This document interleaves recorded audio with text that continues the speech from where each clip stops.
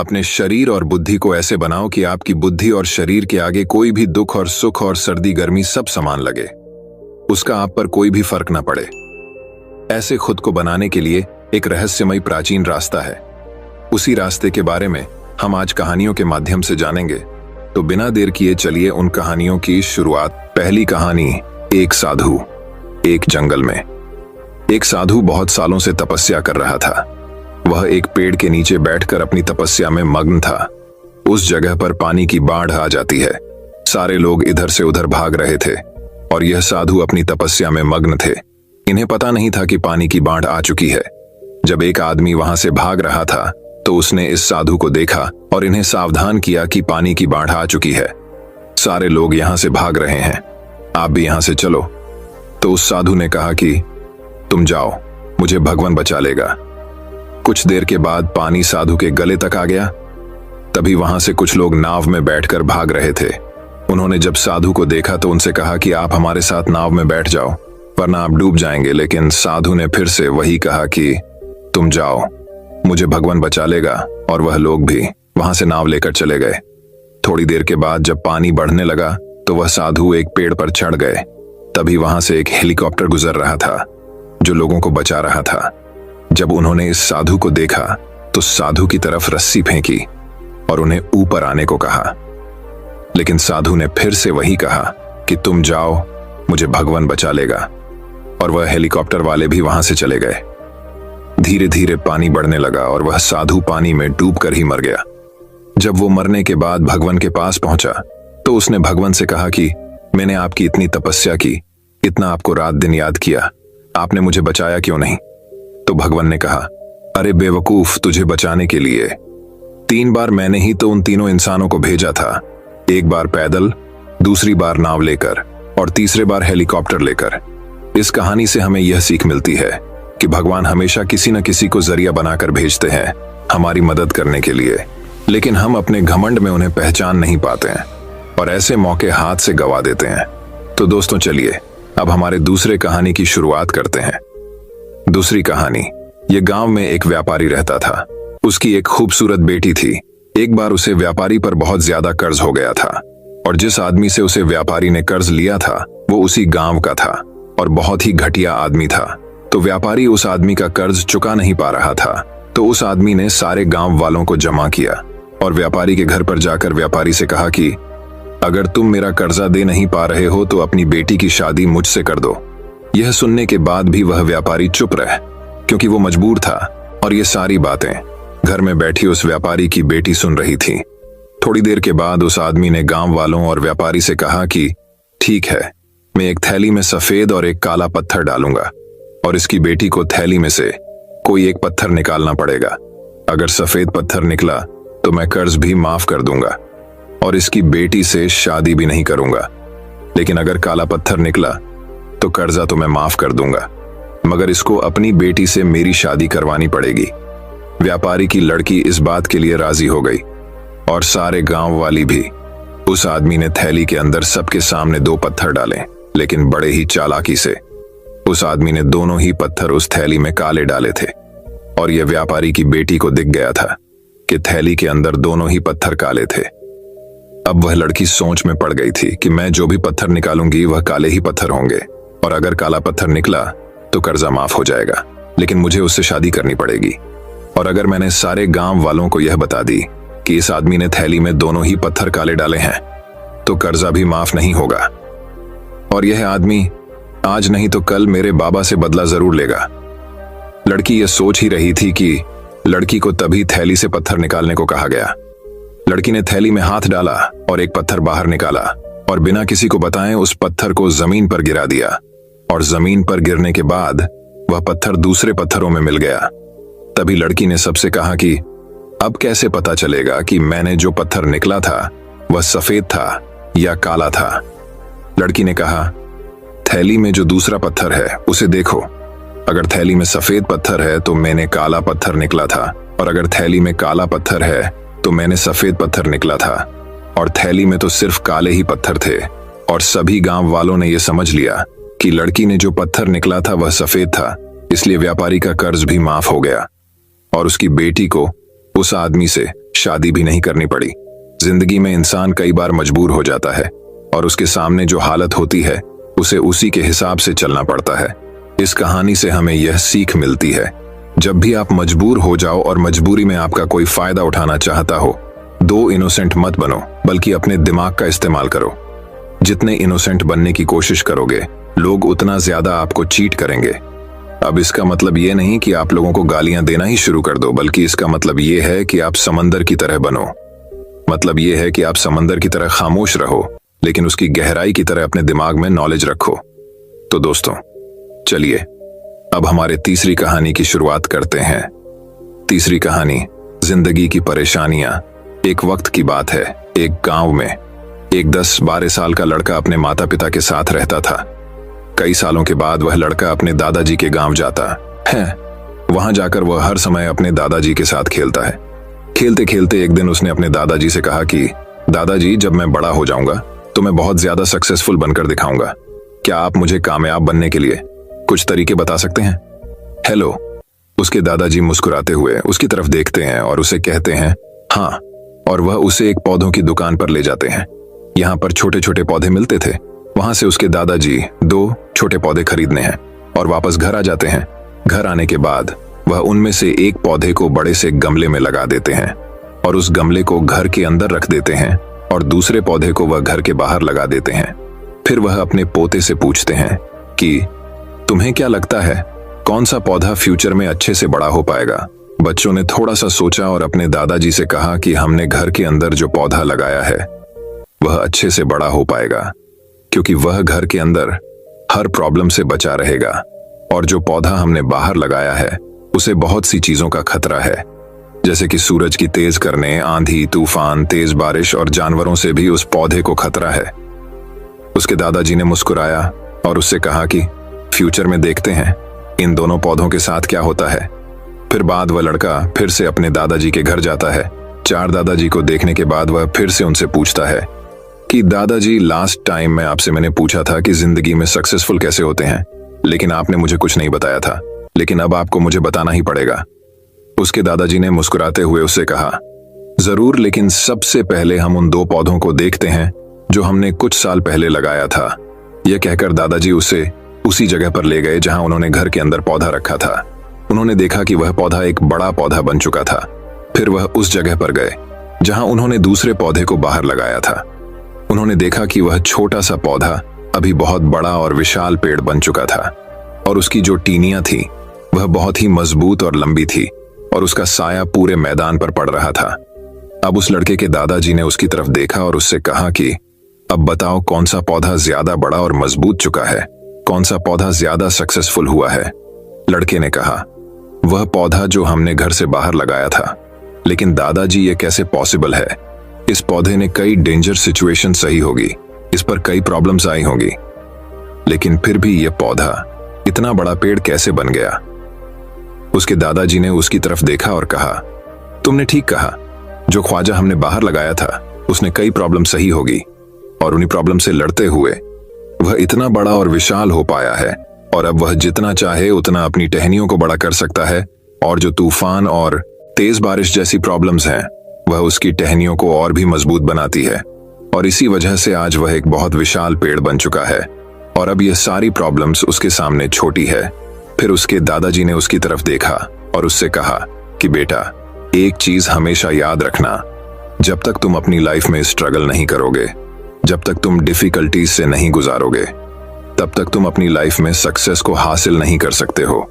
अगर तुम अपनी लाइफ में हमेशा कंफर्टेबल चॉइस ही रखोगे तो तुम अपनी लाइफ में उतना तरक्की नहीं कर पाओगे जितना तुम कर सकते हो।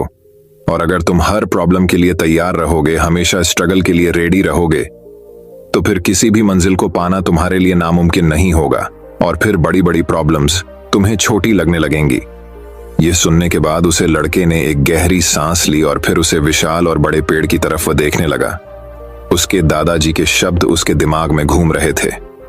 दोस्तों, प्रॉब्लम्स, रुकावट और डिफिकल्टी, इन चीजों को हम अपनी जिंदगी के दुश्मन समझते हैं, लेकिन यही रुकावटें, यही डिफिकल्टी हमें स्ट्रांग बनती है और हमारी जिंदगी में हमें ज्यादा सक्सेसफुल बनाती है। किसी ने कहा है कि अगर तुम्हारे लाइफ में कोई प्रॉब्लम नहीं आ रही है तो समझ जाओ कि आप गलत ट्रैक पर हो। तो दोस्तों चलिए अब हमारे चौथी कहानी की शुरुआत करते हैं। चौथी कहानी एक चिड़िया थी। उस चिड़िया ने अपना घोंसला किसान के खेत में बनाया था। कुछ दिनों बाद उस चिड़िया ने 2 अंडे दिए। कुछ दिनों के बाद उन अंडों में से 2 बच्चे निकले। अब चिड़िया रोज सुबह अपने बच्चों के लिए दाना चुगने के लिए जाती और शाम को वापस आती। अब हर रोज ऐसे ही होने लगा था। चिड़िया सुबह जाती और शाम को वापस आती। कई दिनों तक ऐसे ही चलता रहा। एक दिन जब चिड़िया अपने बच्चों को घोंसले में छोड़कर दाना चुगने के लिए गई थी, तो उस खेत का मालिक वहां पर आता है और कहता है कि यहाँ पर तो बहुत सारी फसल बढ़ चुकी है, कल अपने बेटों को बोलकर इसको कटवा दूंगा। ये बोलकर उस खेत का मालिक वहां से चला जाता है। ये बात चिड़िया के बच्चों ने सुन ली थी। जब शाम को चिड़िया वापस आई, उसके बच्चों ने अपनी माँ से कहा कि आज खेत का मालिक आया था और वह कह रहा था कि कल अपने बेटों को बोलकर फसल कटवा दूंगा, और जब फसल कटेगी तो हमारा घोंसला भी टूट जाएगा। हमें आज ही अपना घोंसला यहाँ से ले जाना चाहिए। ये सब बातें चिड़िया सुनी और अपने बच्चों से कहा कि तुम दोनों बेफिक्र होकर सो जाओ, कल ऐसा कुछ नहीं होगा। और गजब की बात यह हुई, कल सच में ऐसा कुछ नहीं हुआ। लगभग 1 हफ्ता गुजरने के बाद उस खेत का मालिक फिर आया और फसल को देखकर उसने फिर से वही कहा कि अब तो फसल काफी ज्यादा बढ़ चुकी है, कल तो मेरे नौकरों के हाथ से इसे कटवाना ही पड़ेगा। यह बोलकर वहां से चला गया। जब शाम को चिड़िया दाना चुगकर वापस आई, फिर से उसके बच्चों ने उसे कहा कि आज फिर से खेत का मालिक आया था और इस बार तो वह कह रहा था कि कल तो नौकरों के हाथ से फसल काटने ही पड़ेगी। माँ, हमें जल्दी ही अपना घोंसला दूसरी जगह ले जाना चाहिए। फिर से चिड़िया ने अपने बच्चों से कहा कि कल भी ऐसा कुछ नहीं होगा। मेरे बच्चों, तुम बेफिक्र होकर सो जाओ। और कल सुबह सच में ऐसा कुछ नहीं हुआ। फिर लगभग 2 हफ्ते गुजरने के बाद उस खेत का मालिक फिर से अपनी खेत पर आया। उसने कहा कि अब तो कल आकर मुझे ही फसल काटनी पड़ेगी, और यह कहकर वो वहां से चला गया। फिर से जब शाम हुई और चिड़िया अपने घोंसले में आई, उसके बच्चे ने उससे कहा कि आज फिर से खेत का मालिक आया था और अब तो उसने यह कहा है कि कल वह खुद आकर फसल काटेगा। बस यह सुनने के बाद चिड़िया तुरंत अपने बच्चों समेत अपना घोंसला उठाकर बाजू के खेत में लेकर चली गई। जब दूसरा दिन निकला और सुबह हुई, तो चिड़िया के बच्चों ने देखा कि वह किसान अपने खेत की फसल काट रहा था। यह देखने के बाद में बच्चों ने अपनी माँ से पूछा कि वो आपको कैसे पता था कि वह खेत का मालिक आज पक्का फसल कटेगा, हालांकि इससे पहले भी वह 2 बार यही कह कर गया था। चिड़िया ने अपने बच्चों की तरफ देखा और कहा, बच्चों, मेरी बात को ध्यान से सुनना। ये जो इंसान है ना, जब तक अपने काम को 2 बार टालता नहीं है, तब तक उस काम को हाथ तक नहीं लगाता, फिर चाहे वह कितना भी छोटा काम हो। क्या चिड़िया ने अपने बच्चों से सही कहा? हाँ, बिल्कुल सही कहा। मैं आपको आपकी सबसे बड़ी प्रॉब्लम बताऊं। आपकी सबसे बड़ी प्रॉब्लम क्या है, क्या आपको पता है? तो मेरी बात को ध्यान से सुनना। आपकी सबसे बड़ी प्रॉब्लम यह है कि आपको लगता है कि आपके पास टाइम है। आप ऐसा सोचते हैं कि आपके पास बहुत वक्त है, जबकि इसका उल्टा है। आपके पास टाइम नहीं है, बल्कि आपको देर हो चुकी है। आपने बहुत टाइम कर दिया है। लोग कहां से कहां पहुंच गए हैं और आप अभी भी वहीं बैठकर यही सोच रहे हैं कि आपके पास बहुत टाइम है। इन सब की एक ही प्रॉब्लम है, और वह है काम को कल पर टालना। और आज के दौर में हमारी यह आदत बन चुकी है। चाहे वह कितना ही छोटा काम क्यों ना हो, जब तक हम उसे कल पर नहीं टालते हैं, तब तक हमें सुकून की नींद नहीं आती। अब काम को कल पर टालते रहते हैं, यह कहकर कि आज मूड नहीं है, इस काम को कल देखेंगे, कल करेंगे, और वह कल कभी आता ही नहीं है। और हम उस काम को भूल जाते हैं। अपने दूसरे कामों में हम अपने दूसरे कामों में बिजी हो जाते हैं।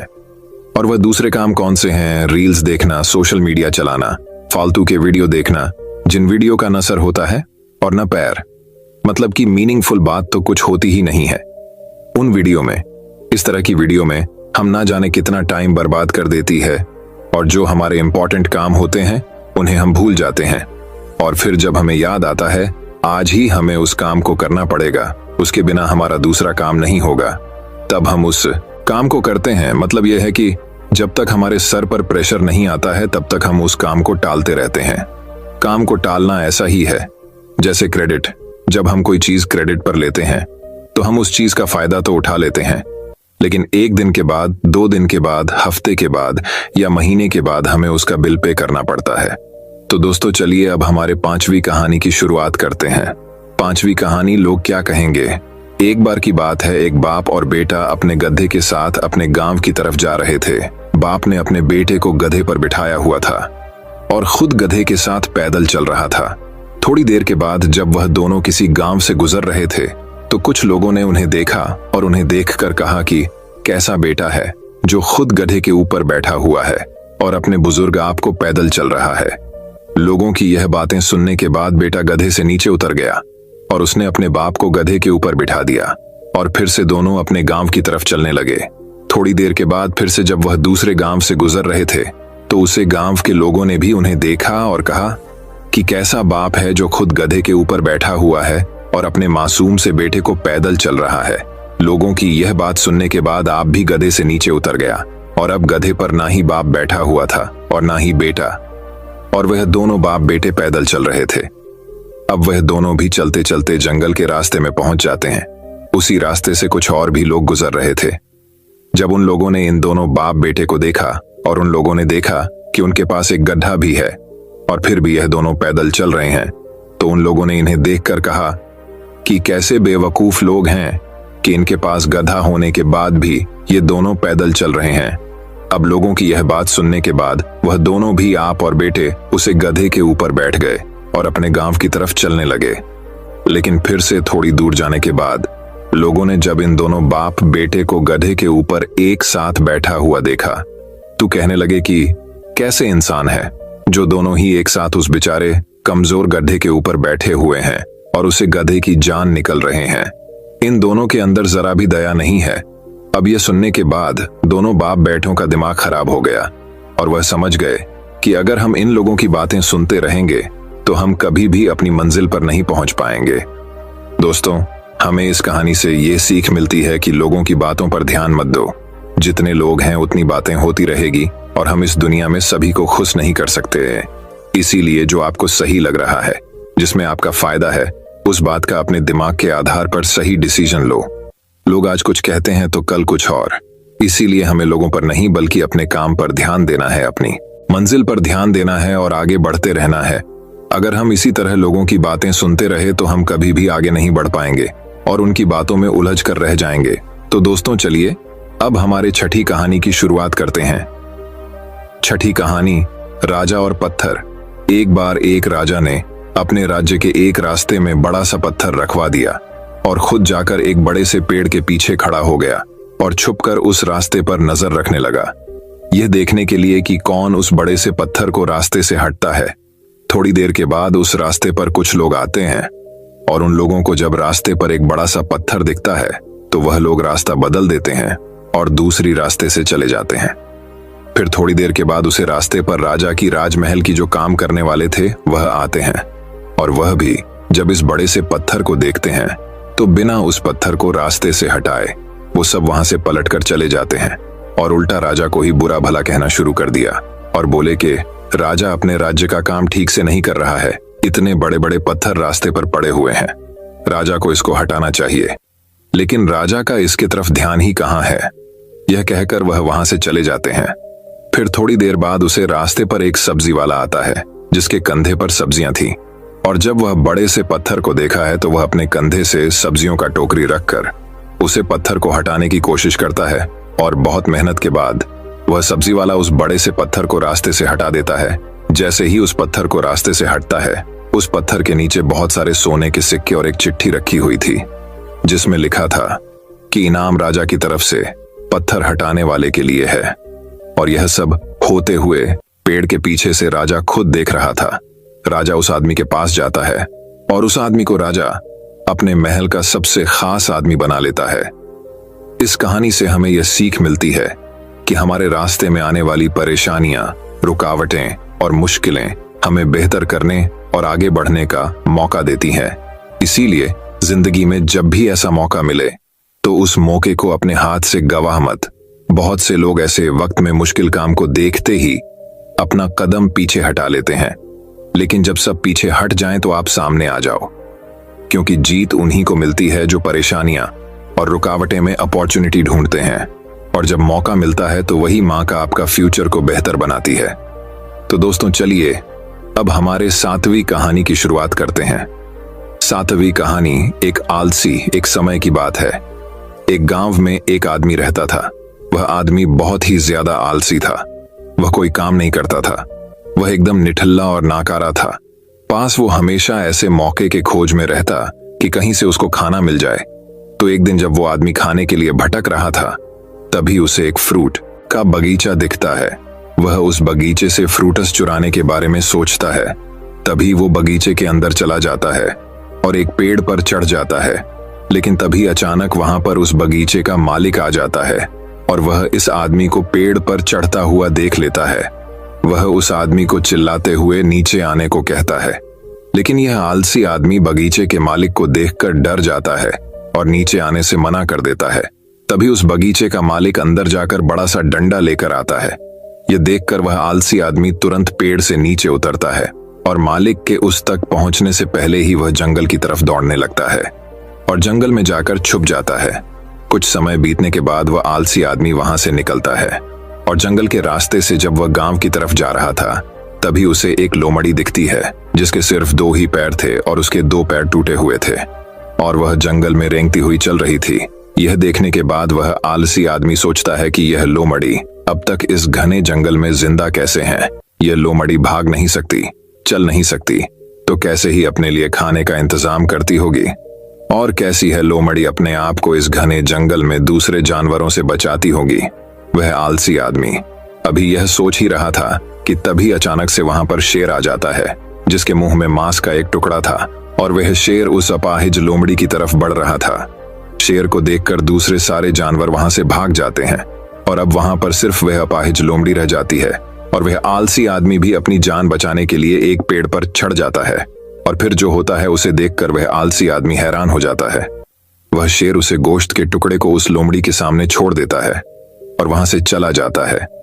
अब वह लोमड़ी उस गोश्त के टुकड़े को खाने लग जाती है। आलसी आदमी यह देखकर हैरान हो जाता है और ऊपर वाले का प्लान देखकर वह मन ही मन खुश भी हो जाता है। और तभी वह सोचता है कि ईश्वर के पास सबके लिए कोई ना कोई प्लान होता ही है और अगर ईश्वर के पास इस लोमड़ी के लिए प्लान है तो जरूर मेरे लिए भी उसके पास कोई ना कोई प्लान जरूर होगा। और तभी वह आलसी आदमी रोड के साइड में एक बड़ा सा पेड़ देखकर उसके नीचे बैठ जाता है, यह सोचकर कि मेरे लिए भी कोई ना कोई खाना लेकर जरूर आएगा। वह आदमी 2 दिन तक उस जगह पर बैठकर इंतजार करता है, लेकिन कोई भी उसके लिए खाना लेकर नहीं आता। आखिरकार जब उसे भूख बर्दाश्त नहीं होती है तो खुद ही खाने की तलाश में निकल पड़ता है। वह रास्ते से जा ही रहा था कि तभी उसे रास्ते में एक बुजुर्ग आदमी मिलते हैं।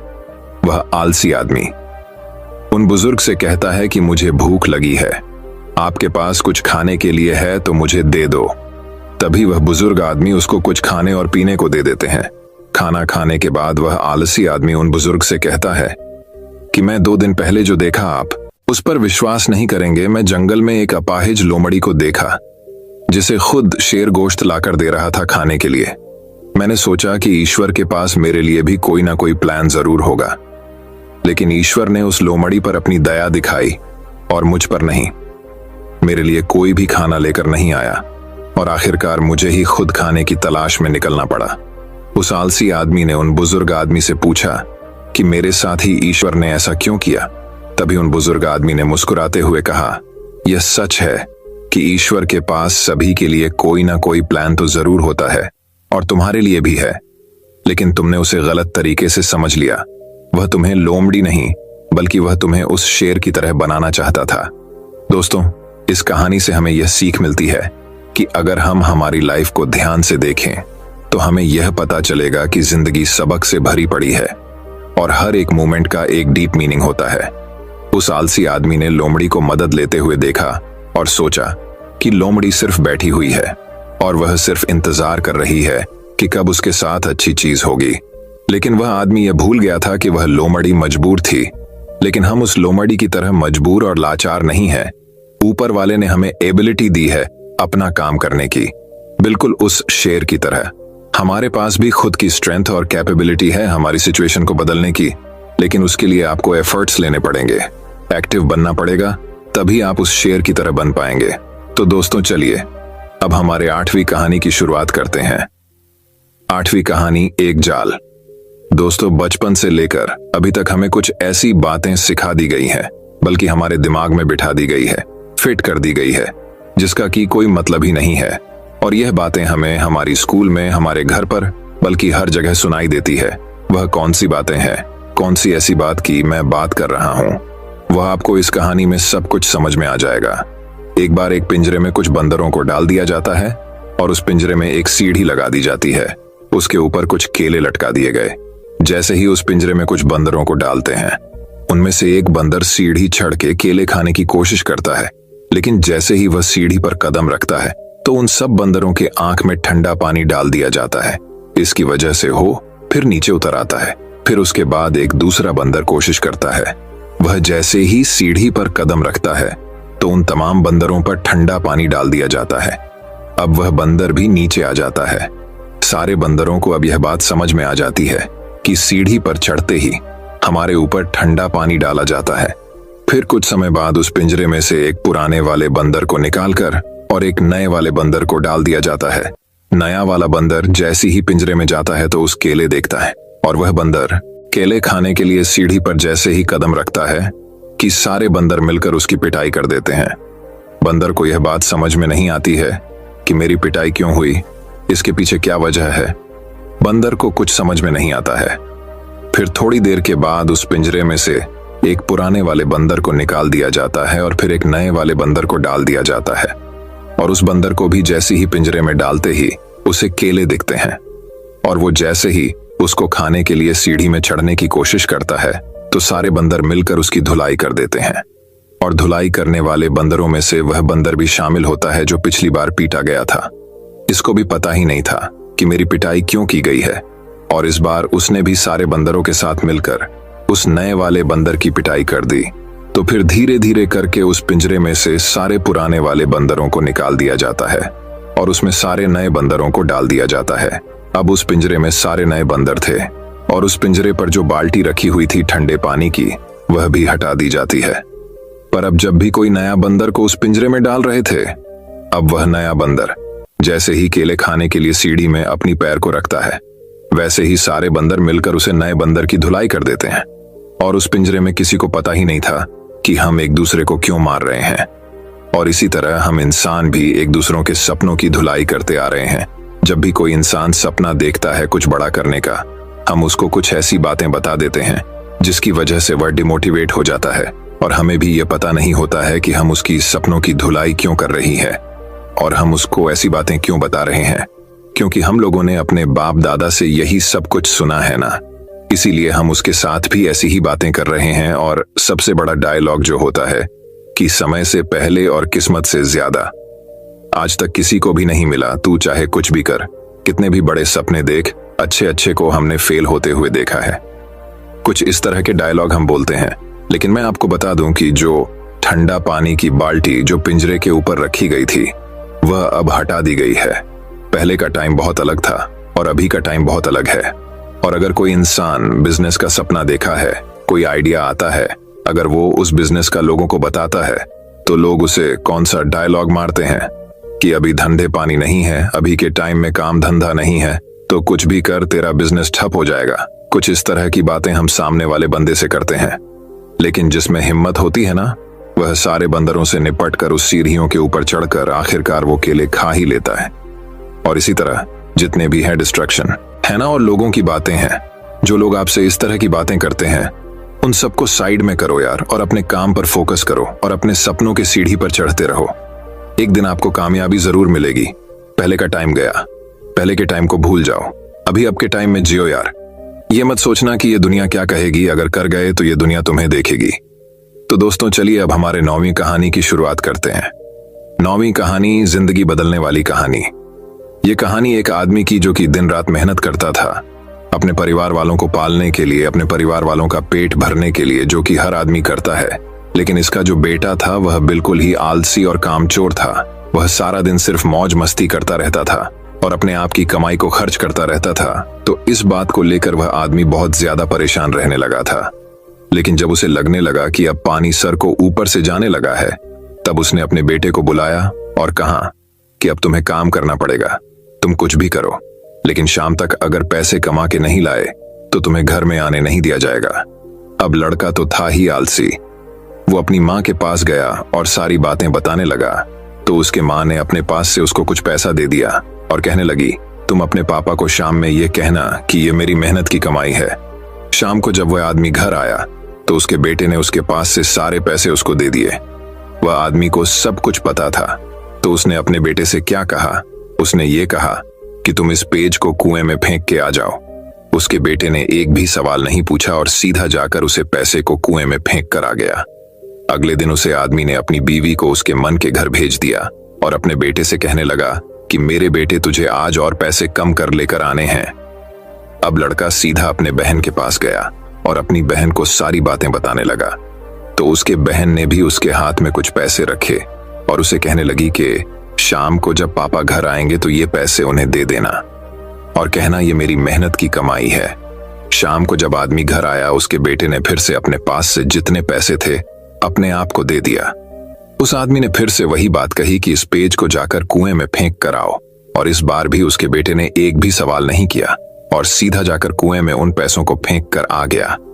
अगले दिन उसे आदमी ने अपनी बेटी को भी अपने रिश्तेदारों के यहाँ भेज दिया और फिर से अपने बेटे से कहने लगा कि बेटा तुम्हें आज और पैसे कमा के लाने हैं। अब उसे लड़के के पास कोई भी रास्ता नहीं था। अब उसे लड़के को कोई भी पैसा देने वाला नहीं था। तो वह लड़का मरता क्या ना करता, रात को तो घर जाना ही है, इसलिए वह सारा दिन काम ढूंढने लगा। बड़ी देर के बाद उसे एक जगह काम मिल गया, एक ट्रक से भारी सामान उठाकर उस भारी सामान को दुकान में रखने का काम। सारा दिन बहुत मेहनत के बाद उसे अपनी मेहनत की कमाई मिली। वह बहुत खुश हो गया और खुशी खुशी अपने घर गया। लेकिन फिर से उस आदमी ने अपने बेटे से कहा कि पैसों को कुएं में फेंक दें।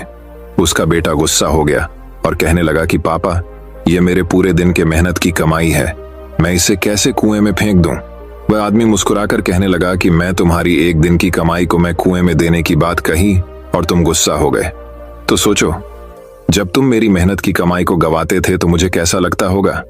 दोस्तों, बाप से अच्छी कोई दौलत नहीं है पूरी इस दुनिया में। उस इंसान ने आपके सपने को पूरा करने के लिए अपने सपने को खत्म कर दिया। जब भी जिंदगी में फिजूल खर्च करोगे तो उसे इंसान के बारे में जरूर सोचना, क्योंकि वह इन पैसों के लिए दिन रात मेहनत करता है, सिर्फ आपके सपने पूरे करने के लिए। और बाप के कमाने या ना कमाने से कोई फर्क नहीं पड़ता। बाप का होना ही आपके लिए सबसे बड़ी ताकत होती है। मैं आपसे एक बात कहना चाहता हूं कि जिंदगी में कोई ऐसा काम ना करना कि उनका सर आपकी वजह से शर्म से झुक जाए। ऐसा काम करो उन्हें आप पर गर्व हो कि आप उनकी औलाद हो। एक छोटा सा शेर कह के इस कहानी को खत्म करता हूं। एक रोज तुम्हें एहसास जरूर होगा कि मसरूफ तुम थे और उम्र दराज वो होगा। एक रोज तुम्हें एहसास जरूर होगा कि मसरूफ तुम थे और उम्र दराज वह होगा जिसकी उंगली का सहारा पकड़कर चला करते थे। आज वही छड़ी का तलबगार होगा और जिसके सदके में जी रहे हो आज, वह ना रहा तो क्या होगा। पर अभी भी वक्त बचा है कुछ खास तुम्हारे पास। कब तक? जब अब तक के बाप का साया तुम्हारे साथ होगा। और जन्नत के तलबगार हो तो सीने से लगा लेना, क्योंकि वही कल जन्नत का दरवाजा होगा। तो दोस्तों, चलिए अब हमारे 10वीं कहानी की शुरुआत करते हैं। 10वीं कहानी दोस्तों बात बहुत समय पहले की है। विशाल नगर राज्य में एक राजा राज करता था। उसकी केवल एक आंख और एक पैर था। इन कमजोरियों की बात भी वह एक कुशल, दयालु और बुद्धिमान शासक था। उसके शासन में प्रजा बहुत खुशहाल जीवन व्यतीत कर रही थी। एक दिन की बात है, राजा अपने महल के गलियारे से टहल रहा था। सहसा उसकी दृष्टि गलियारे की दीवार पर लगे चित्रों पर पड़ी। वे चित्र उसके पूर्वज के थे। उन चित्रों को देख राजा के मन में विचार आया कि भविष्य में जब उसके उत्तराधिकारी महल के उस गलियारे से टहलेंगे तो उन चित्रों को देख अपने पूर्वजों का स्मरण करेंगे। राजा का चित्र अब तक उस दीवार पर नहीं लगा था। अपनी शारीरिक अक्षमताओं के कारण वह नहीं जानता था कि उसका चित्र कैसा दिखेगा, लेकिन उस दिन उसने सोचा कि उसे भी अपना चित्र उस दीवार पर लगवाना चाहिए। अगले दिन उसने अपने राज्य के श्रेष्ठ चित्रकारों को दरबार में आमंत्रित किया। दरबार में उसने घोषणा की कि वह महल में लगवाने के लिए अपना सुंदर चित्र बनवाना चाहता है। जो उसका सुंदर चित्र बना सकता है वह चित्रकार आगे आए। चित्र जैसा बनेगा वैसा ही उस चित्रकार को इनाम दिया जाएगा। दरबार में उपस्थित चित्रकार अपनी कला में निपुण थे, लेकिन राजा की घोषणा सुनने के बाद वे सोचने लगे कि राजा तो काना और लंगड़ा है, ऐसे में उसका सुंदर चित्र कैसे बन पाएगा। चित्र सुंदर नहीं दिखा तो हो सकता है राजा क्रोधित होकर उन्हें सजा दे दे। यह विचार किसी को आगे आने का साहस न दे सका। सब कोई न कोई बहाना बनाकर वहां से चले गए। वहां मात्र एक युवा चित्रकार खड़ा रहा। राजा ने उससे पूछा, क्या तुम मेरा चित्र बनाने को तैयार हो? युवा चित्रकार ने हामी भर दी। राजा ने उसे अपना चित्र बनाने की आज्ञा दे दी। अगले ही दिन से वह चित्रकार राजा का चित्र बनाने में जुट गया। कुछ दिनों बाद चित्र बनकर तैयार था। जब चित्र के अनावरण का दिन आया तो दरबार में दरबारी सहित वे सभी चित्रकार भी उपस्थित हुए जिन्होंने राजा का चित्र बनाने से इनकार कर दिया था। सभी उत्सुकता से चित्र के अनावरण की प्रतीक्षा कर रहे थे। जब चित्र का अनावरण हुआ तो राजा सहित सबके मुंह खुले के खुले रह गए। चित्र बहुत ही सुंदर बना था। उस चित्र में राजा दोनों तरफ पैर कर घोड़े पर बैठा हुआ था, जिसे एक ओर से चित्रित किया था और उसमें राजा का एक ही पैर नजर आ रहा था। साथ ही राजा धनुष चढ़ाकर एक आंख बंद कर निशाना साध रहा था, जिससे उसके काने होने की कमजोरी छुप गई थी। यह चित्र देख राजा बहुत प्रसन्न हुआ। चित्रकार ने अपनी बुद्धिमत्ता से उसकी अक्षमताओं को छुपाकर एक बहुत सुंदर चित्र बनाया था। राजा ने उसे पुरस्कृत करने के साथ उसे अपने दरबार का मुख्य चित्रकार बना दिया। दोस्तों, ये कहानी हमें ये शिक्षा प्रदान करती है कि जीवन में आगे बढ़ना है तो हमें सदा सकारात्मक सोच रखना चाहिए। विषम परिस्थितियों में भी सकारात्मक दिशा में सोचने से किसी भी समस्या का समाधान आसानी से हो जाता है। तो दोस्तों, चलिए अब हमारे 11वीं कहानी की शुरुआत करते हैं। 11वीं कहानी वही अब एक और कहानी कुछ इस प्रकार शुरू होती है। प्राचीन समय की बात है। रमण नगर राज्य में एक राजा राज करता था। उसका राज्य खुशहाल था। धन धान्य की कोई कमी नहीं थी। राजा और प्रजा खुशी खुशी अपना जीवन यापन कर रहे थे। एक वर्ष उस राज्य में भयंकर अकाल पड़ा। पानी की कमी से फसलें सूख गईं। ऐसी स्थिति में किसान राजा को लगान नहीं दे पाए। लगान प्राप्त न होने के कारण राजस्व में कमी आ गई और राजकोष खाली होने लगा। ये देख राजा चिंता में पड़ गया। हर समय वह सोचता रहता कि राज्य का खर्च कैसे चलेगा। अकाल का समय निकल गया। स्थिति सामान्य हो गई, किंतु राजा के मन में चिंता घर कर गई। हर समय उसके दिमाग में यही रहता कि राज्य में पुनः अकाल पड़ गया तो क्या होगा। इसके अतिरिक्त भी अन्य चिंताएं उसे घेरने लगी। पड़ोसी राज्य का भय, मंत्रियों का षड्यंत्र जैसी कई चिंताओं ने उसकी भूख प्यास और रातों की नींद छीन ली। वह अपनी इस हालत से परेशान था, किंतु जब भी वह राजमहल के माली को देखता तो आश्चर्य में पड़ जाता। सोचता हूं कि अब कोई व्यवसाय कर लूं, लेकिन उसके लिए धन की व्यवस्था कैसे करोगे? अब तो राजपाट मेरा है, राजकोष के धन पर भी मेरा अधिकार है, तो मैं कोई नौकरी कर लूंगा। राजा ने उत्तर दिया, ये ठीक है, लेकिन यदि तुम्हें नौकरी ही करनी है तो कहीं और जाने की आवश्यकता नहीं, यही नौकरी कर लो। मैं तो साधु हूं, मैं अपनी कुटिया में ही रहूंगा, राजमहल में ही रहकर। मेरी ओर से तुम ये राजपाट संभालना। राजा ने साधु की बात मान ली और साधु की नौकरी करते हुए राजपाट संभालने लगा। साधु अपनी कुटिया में चले गए। कुछ दिन बाद साधु पुनः राजमहल आए और राजा से भेंट कर पूछा, कहो राजन, अब तुम्हें भूख लगती है या नहीं और तुम्हारी नींद का क्या हाल है? गुरुवर, अब तो मैं खूब खाता हूं और गहरी नींद सोता हूं। पहले भी मैं राजपाट का कार्य करता था, अब भी करता हूं, फिर यह परिवर्तन कैसे? ये मेरी समझ के बाहर है। राजा ने अपनी स्थिति बताते हुए प्रश्न भी पूछ लिया। साधु मुस्कुराते हुए बोले, राजन, पहले तुमने काम को बोझ बना लिया था और उस बोझ को हर समय अपने मांस पटल पर ढोया करते थे, किंतु राजपाट मुझे सौंपने के उपरांत तुम समस्त कार्य अपना कर्तव्य समझकर करते हो, इसलिए चिंता मुक्त हो। दोस्तों, ये कहानी हमें यह शिक्षा प्रदान करती है कि जीवन में जो भी कार्य करें अपना कर्तव्य समझकर करें, न कि बोझ समझकर। यही चिंता से दूर रहने का एकमात्र आसान तरीका है। दोस्तों, मैं उम्मीद करता हूं कि यह कहानी सुनने से आपके जीवन में अच्छे बदलाव आए होंगे। आपको इस वीडियो से क्या सीखने मिला, ये कमेंट करके जरूर बताइए और अपने परिवार, दोस्तों या आपके करीबी इंसान के साथ ये कहानी शेयर करके उन्हें भी इस ज्ञान से परिचित करवाए। बाकी अगर आपको ये वीडियो दिल से अच्छी लगी हो तभी इस वीडियो को लाइक कर देना, और आपने अब तक इस चैनल को सब्सक्राइब न किया हो तो चैनल को सब्सक्राइब भी जरूर कर देना। आपका हर दिन शुभ हो और खुशियों से आपका जीवन भरा रहे। धन्यवाद। नमो बुद्धाय।